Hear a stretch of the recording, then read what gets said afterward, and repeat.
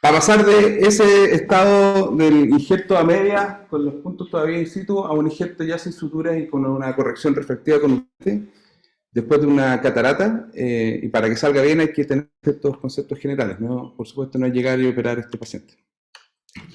Y yo creo que como los fundamentos de esto es que históricamente siempre se consideró que cuando los pacientes tenían algún grado de catarata y necesitaban un injerto en cualquiera de las situaciones de la catarata que estas fueran menores y por supuesto cuando fuera muy significativa, lo que primaba era el menor trauma posible sobre el endotelio. Y eso significaba hacer regularmente esta cirugía triple que hacemos cada vez menos, básicamente porque es a cielo abierto y súper riesgosa.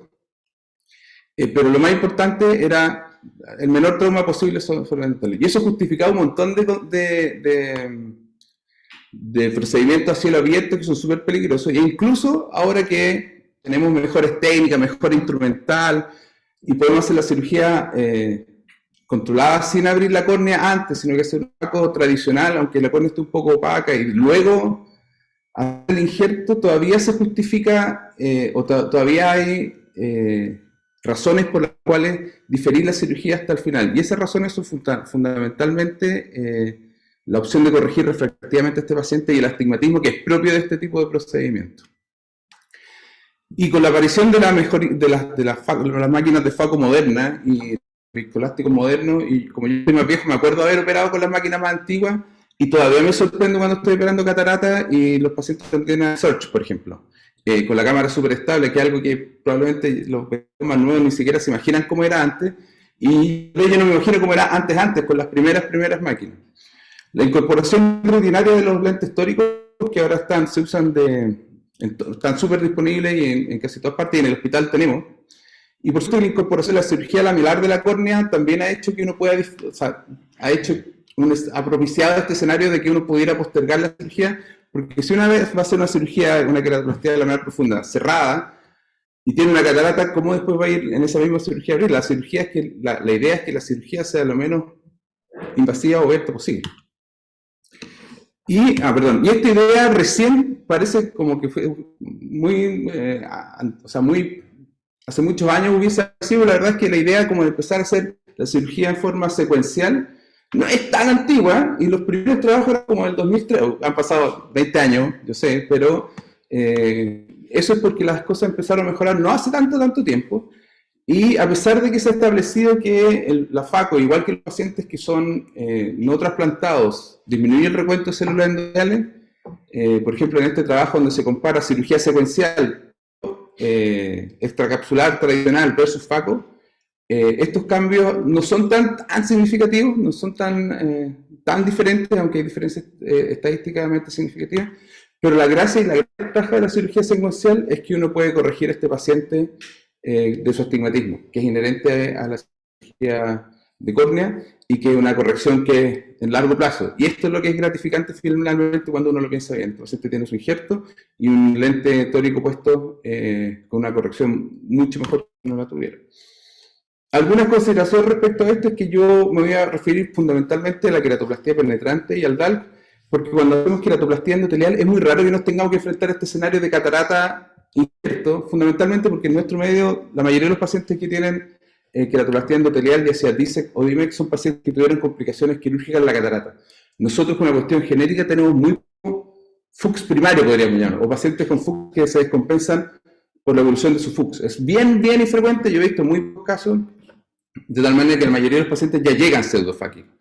En cambio, los pacientes que tienen una queratoplastia laminar profunda, por ejemplo, por queratocono, ahora están llegando cada vez más porque ya llevan varios años trasplantados, y las queratoplastia penetrantes, que todavía nos toca hacer bastante, sobre todo en el servicio, la misma noxa que puede haber generado esta queratoplastia penetrante, por ejemplo, o esta opacidad corneal o necesidad de trasplante, por ejemplo, un herpes o una queratitis infecciosa, normalmente también inducen algún grado de catarata que inicialmente puede ser menor, pero después va evolucionando.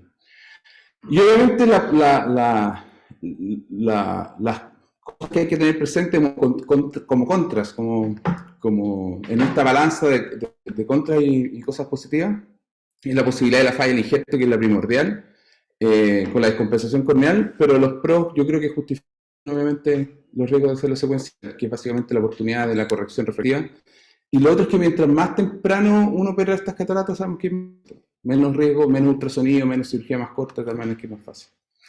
Desde el punto de vista clínica, yo considero que no solamente desde el punto de vista quirúrgico, sino que también hay otros desafíos respecto al cálculo del lente. Y particularmente en la queratoplastia penetrante hay que considerar el endotelio, el lente y a veces las dificultades quirúrgicas, que no todas las queratoplastias son súper transparentes y permiten ver el ojo quirúrgicamente bien, digamos. Y obviamente requiere altas posibilidades de complicarse. Y yo creo que este tipo de cirugía, obviamente, es desde mi punto de vista, para el especialista de segmento anterior. Porque requiere alta planificación y requiere como tener algunos conceptos que vamos a revisar. Lo más interesante, desde mi punto de vista, es la necesidad o la posibilidad de considerar un lente tórico. No para todos los pacientes, hay que saber bien en qué casos sí, en qué casos no. Y desde el punto de vista quirúrgico, maximizar la protección del endotelio. Y desde el punto de vista de los cuidados postoperatorios, evitar el rechazo es evidente. No sé si habría muchos cambios respecto al régimen actual de corticoides y antibióticos, pero sí considerar que muchos de estos pacientes han tenido, por ejemplo, una queratitis herpética, y pueden haber pasado muchos años, y hay que siempre tenerlo presente en relación a la profilaxis con aciclovir. Respecto al cálculo de lente, hay algunas cosas que son como dogmáticas en esto. Lo primero es que si uno va a hacer esta cirugía, tiene que estar el paciente sin sutura. Y es evidente porque el cambio refractivo, el cambio de la queratometría que se produce cuando uno saca la sutura es muy significativo. Y al menos 3 meses después de la extracción de la sutura. O más, pero estos son pacientes que si uno los operó y ya tenían catarata, vienen esperando mucho tiempo para su rehabilitación visual y de repente cuesta un poquito diferirlo. Pero yo diría que el desde es unos 3 meses después de extracción de sutura porque los cambios de la queratometría son muy significativos y muchas veces mucho tiempo.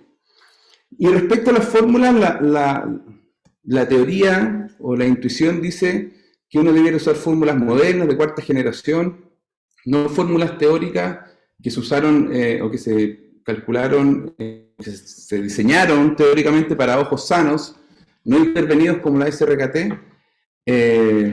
Las de cuarta generación miden la posición efectiva del lente de forma directa, o más bien la profundidad de la cámara, y yo en lo particular uso las queratometrías del topógrafo, pero eso puede ser controversial, hay gente que prefiere otras formas de medirla, a veces hay gente que usa las queratometrías, la autoqueratometría y otras formas.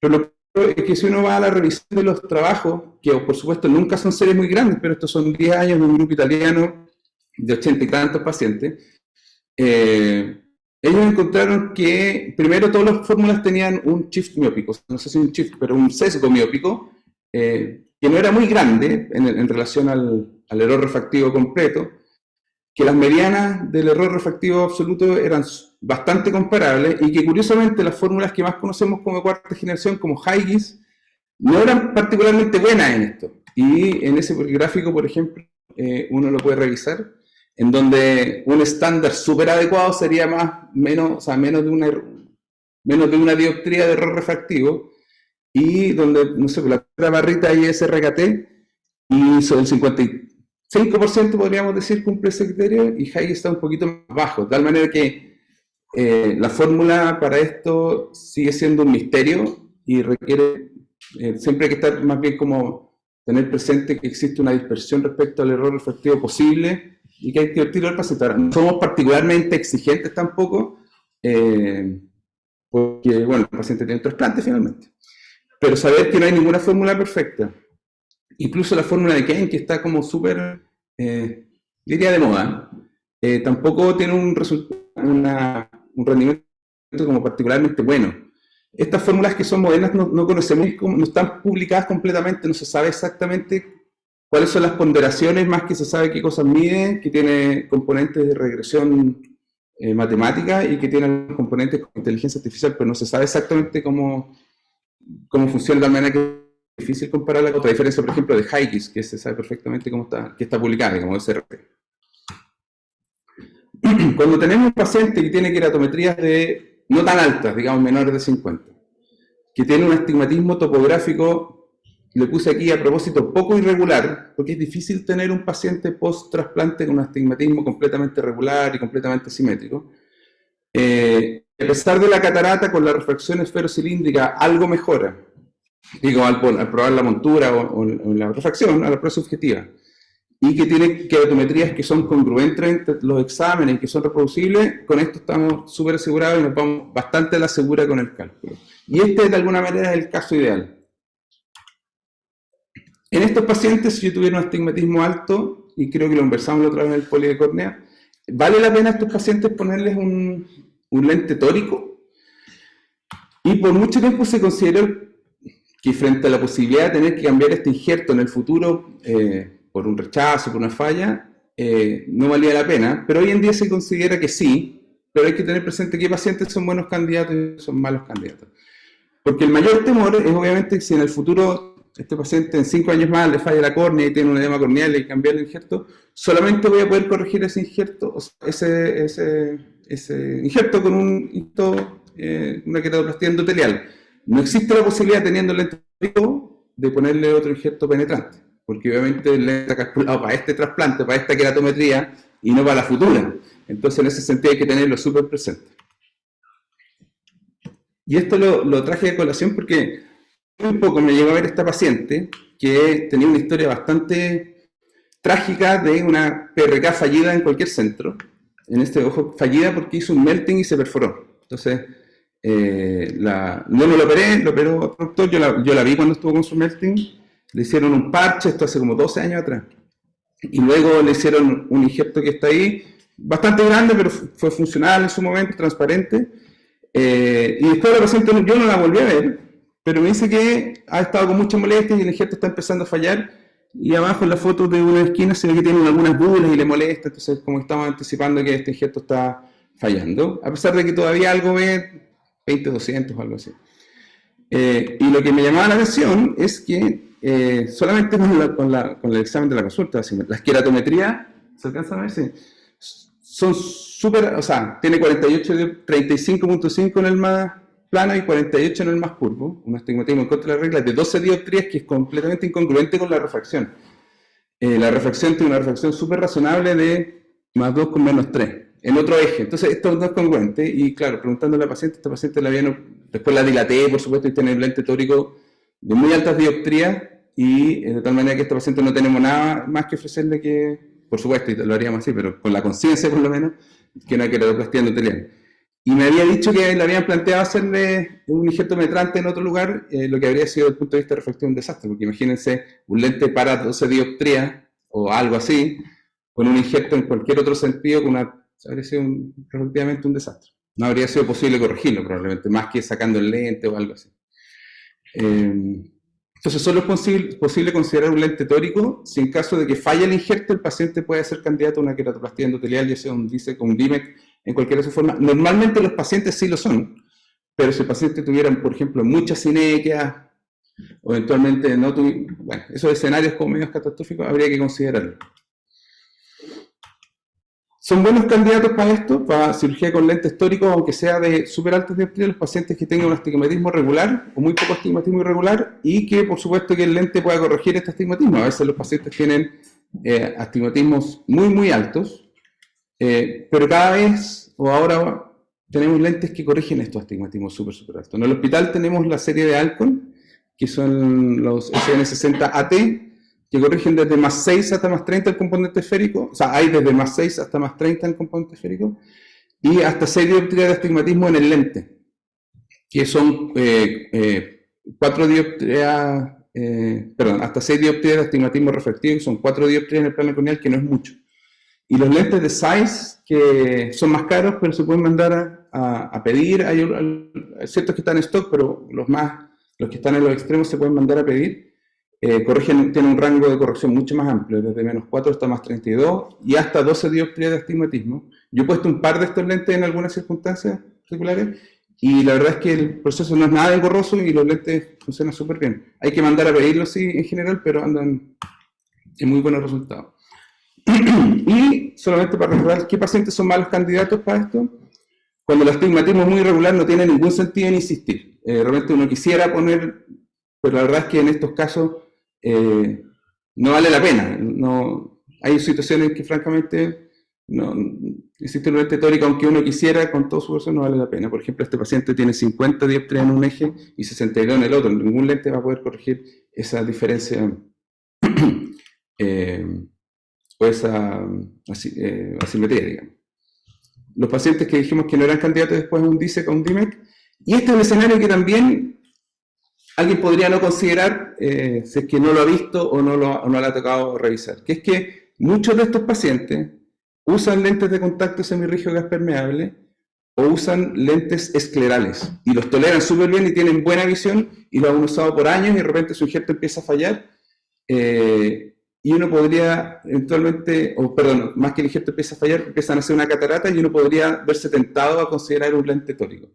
Pero estos pacientes son malos candidatos porque si yo le implanto un lente tórico para una corrección astigmática de este injerto, el paciente luego no va a poder usar nunca más su semirrígido sin presentar el astigmatismo del lente, porque la queratometría que va a estar corriendo cada vez que se ponga el lente de contacto va a cambiar completamente, de tal manera que si el paciente tiene una historia de tolerar muy bien por años lentes de contacto, ya sean semirrígidos, esclerales, es mal paciente para un lente tórico una cirugía de catarata, ¿vale? Y eso hay que tenerlo presente, uno que si no lo tiene presente o no lo ha visto, podría no considerarlo y cometer un error. Les voy a presentar algunos ejemplos. Un ejemplo, este paciente, digamos, tiene ese injerto, esa catarata, ha pasado un año, le sacamos la sutura. Todas sus queratometrías están estables, han pasado 3 de 6 meses. Y estas son las topografías. Este es un buen resultado. No sé si se alcanza a ver bien, pero hacia el lado donde están los números tiene una queratometría de 45 y hacia el otro lado de 47. La escala nos favorece un poco como en los colores. Es bien regular, es bien ortogonal, pero asimétrico. Pero es difícil conseguir un resultado mejor que este. Yo creo que este es un súper buen resultado a tener un trasplante. Y en el otro lado tiene un largo axial de 29 con un lente y que está puesto ahí, 29 dice. Bueno, sí, no sé por qué es tan alto si dice 29. Por eso por la curvatura. Este lente ya ha pasado muchos años que lo probé, tenía el calculador antiguo y después les voy a mostrar el video. Paciente súper contento porque tenía un astigmatismo regular, simétrico, un injerto transparente, un poco grande pero adecuado, con corrección refractiva súper adecuada. Buen resultado. El ejemplo 2, este es el paciente que le mostré que usaba los lentes de contacto, tiene un injerto de hace años viejito. Y como pueden ver ahí, tiene una recidiva de subtasia en el injerto, pero usa lente de contacto semirrígido hace años y ve, cuando llegó así, 20/80, con su lente de contacto. Y cuando lo mandamos a hacer el cálculo acá en el hospital, hace un tiempo ya, ahí el tecnólogo nos puso una nota, no se puede hacer cálculo por el lente tórico por ser de 7 dioptrías, máximo 6, dice. Obviamente uno podría considerarlo igual, pero este es el paciente que tenía estas queratometrías o este astigmatismo súper irregular, que además usa el lente semirrígido, de tal manera que, por supuesto, que no hay por dónde darle una vuelta al lente tórico, aunque alguien podría haberse tentado y de alguna manera cometer el error. Pero a pesar de que su sujeto está un poco opaco y tiene como ese haze, 20/30 con el lente de contacto, paciente feliz, estamos todos contentos, 20 happy. Sin que haya fallado el injerto, además, porque se ve con un poquito de vena. Solamente reforzar el concepto, no elegir un lente tórico cuando el astigmatismo es irregular, no insistir cuando el paciente tolera bien los semirrígidos y siempre y cuando sea posible después una queratoplastia endotelial después del injerto. Y voy a revisar algunas consideraciones quirúrgicas y les voy a mostrar algunos videos. Obviamente que todos saben esto, que hay que hacer lo posible para minimizar la pérdida de células endoteliales, sobre todo si el injerto es penetrante y tiene muchos años.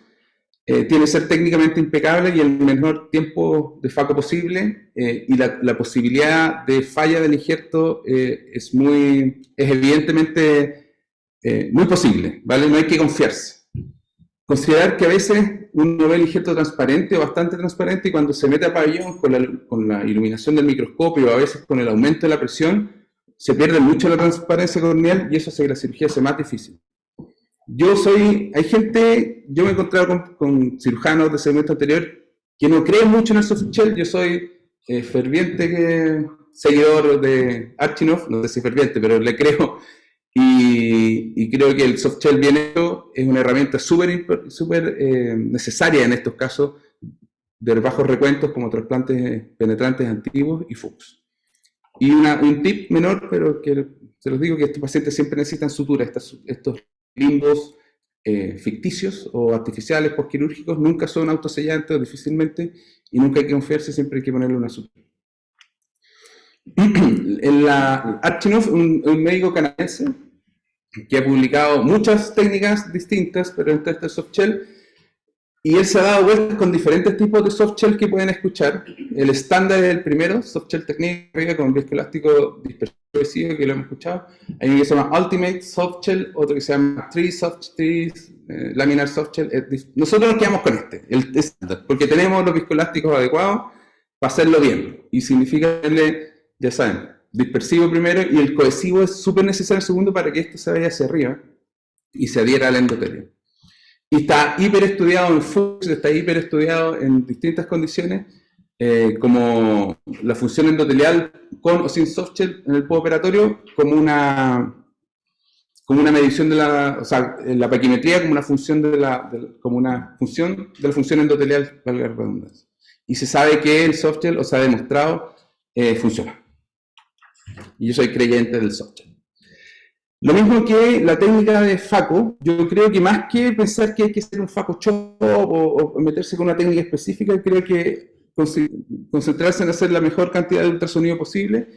Y yo en general soy más bien de la escuela de stop and chop, porque creo que me funciona en todas las circunstancias, y hacer una cirugía estandarizada de la misma forma siempre, me funciona en todos los casos. Yo creo que lo fundamental más que la técnica es que la cirugía sea súper controlada y no complicada, y tener la seguridad de que no va a ser una cirugía larga ni nos vamos a dar muchas vueltas en esto, sino que tener súper presente una cirugía corta, estándar, sin complicaciones. Les voy a mostrar la cirugía del primer caso que les mostré. Es una cirugía que la córnea está súper transparente, un injerto grande, softshell. No, desde el punto de vista como teórico, no presenta al menos mucha dificultad, porque el injerto está súper transparente, tiene harto tiempo ya, entonces las queratometrías son súper predecibles. Y aquí lo que les comento, la menor cantidad de ultrasonido posible, marcamos para poner el lente tórico. Y este es es mi softshell, que le llamo refill softshell, que le pongo más dispersivo en el momento en que tengo una mitad del núcleo, vuelvo a poner viscoelástico dispersivo. No tiene ningún fundamento o ninguna evidencia, pero tampoco está de más. Y el lente puesto en su eje, la verdad es que no tiene mayor dificultad esta cirugía, porque le veía tiene un cable muy cortito el proyector y se enchufó, pero ustedes lo están viendo. Les voy a esperar un segundito. Ahí lo puedes prender. Ahí se está prendiendo. Denme un segundito para que los chiquillos lo puedan ver el siguiente video.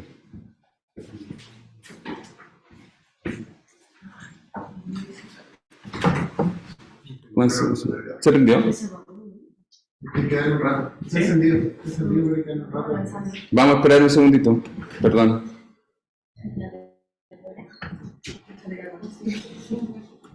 Les quiero mostrar lo que pasó. Hay un cable cortado ahí y sin querer lo pateé y se apagó el proyector. La gente aquí les quiere enviar saludos.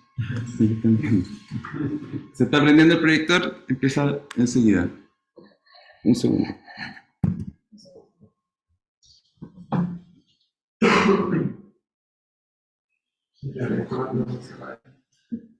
¿Qué cosa? Se demora. Así como demasiado. Sí, está en verde, pero no puede tirar luz. Pero se ve bien. Es que ustedes ven bien, pero aquí se apagó el proyector para el público de aquí. Ya, ahora sí. Se está volviendo. Es que ustedes ven bien, pero aquí los pecados que estamos viéndolo en el proyector no se veía. Pero ahí volvió. Ya, tenemos el resultado. Primer caso fácil. Operatorio fácil también. La paciente la que había quedado contenta la primera. Y ahí volvió. Segundo caso, este es del viejito. Ya, aquí obviamente está distinto el escenario. La córnea está no tan bien como la otra. Un injerto que tiene mucho tiempo, se ve poco. Muchas más posibilidades de fallar, ¿cierto? Como uno lo puede anticipar, mirar la córnea que tiene como opacidad, sobre todo hacia arriba. De nuevo, aquí preferí teñirlo para poder ver bien la cápsula, porque a pesar de que se ve razonablemente bien, por una cuestión de seguridad, y nada, lo mismo, solo que con más cuidado y con un poquito más de incertidumbre, pero técnicamente es más o menos lo mismo. Faco, Stop and Shop no me enredo con eso en general, no. Prefiero un Stop and Shop bien hecho que estar después sacando las masas, el tironeo, quedarse con un plato ahí que alargue la cirugía. Y nada, sacar los cuadrantes de forma tradicional, poquito ultrasonido en lo posible. Y a pesar de que el injerto estaba como bien opaco, yo no estaba completamente convencido de que fuera a mantenerse transparente en el postoperatorio. Anduvo súper bien y le puse un lente WF, no, por eso no tiene las marcas estándar. Y el postoperatorio anduvo súper bien. Este paciente todavía bien. Hizo su lente de contacto y no tiene ningún problema. Un caballero bien mayor que tuvo un problema por el aciclovir, con una cuestión renal, pero desde el punto de vista de la córnea bien, y ahí está con su lente de contacto operado con su trasplante. Que ve 20-30 de lente de contacto, a pesar de que no está perfectamente opaco, pero esto está suficientemente bien. Y el último paciente, este es un paciente más complejo que también tiene una córnea con un recuento súper bajo que dilataba mal porque tenía un FOC. Y nadie la quería operar como el punto de vista, como me imagino que como el punto de vista privado, porque habrá sido mucho riesgo, era un cacho y llegó para el hospital. Y la verdad es que no hay cómo hacerle el quito a estos pacientes, porque si uno no lo opera, no es. Y como pueden ver, tenía una tremenda catarata, cuanto muy bajo, un FOC, una cirugía bien difícil. Estamos usando un tip más grande, el becado de la persona que me está ayudando le está tirando suero cada vez, para que no se vaya a quemar la incisión. Ponemos un refil, y aquí tuvimos que ser harto Faco, no hay cómo evitarlo. Y claro, un lente de 3 piezas, porque aparte de un largo que sea súper amplio. Pero incluso en estas condiciones bien pensado, con su soft shell, con todas las indicaciones, esta paciente también anduvo bien y no tuvo una falla del injerto. Obviamente después mantuvo un astigmatismo porque el lente no era tórico, pero como era muy miope, la corrección refractiva fue igualmente satisfactoria para la paciente y también anduvo bien a pesar, bueno, como ven, la zónula se portó súper bien también. Y esta es la paciente en el postoperatorio temprano, tiene sus 3 suturas, se puede ver la pupila ahí más chica y con el signo en la pupila del FOC que van quedando. Eso, creo que eso es lo que le quería comentar, le dejo esta foto ahí del lago Chanquihue. Muchas gracias por la atención y la presencia.